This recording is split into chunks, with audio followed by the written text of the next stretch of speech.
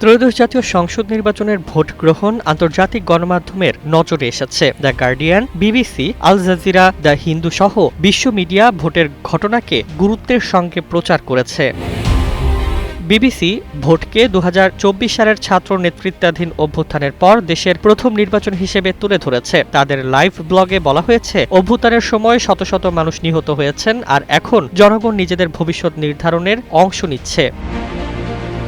Al Jazeera উল্লেখ করেছে, এই নির্বাচন কেবল সরকার গঠনের জন্য নয়, বরং সাংবিধানিক সংস্কার ও গণভোটের ধারাবাহিকতার দিকেও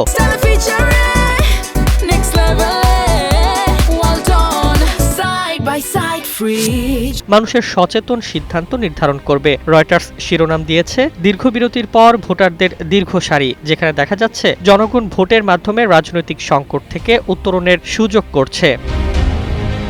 দ্য গার্ডিয়ান জানিয়েছে, নির্বাচনে তারেক রহমান অংশ নিচ্ছেন ১৭ বছর নির্বাচনের পর দুর্নীতি নির্মূল ও দেশকে নতুন পথে নেওয়ার প্রতিশ্রুতি নিয়ে। নিউ ইয়র্ক টাইমসের তথ্য অনুযায়ী ১২ কোটিরও বেশি মানুষ ভোটের মাধ্যমে গণতন্ত্রকে শক্তিশালী করছে।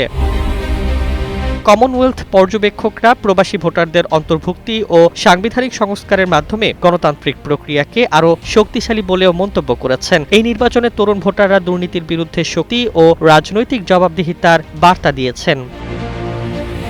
Desk report, Bangladesh bulletin.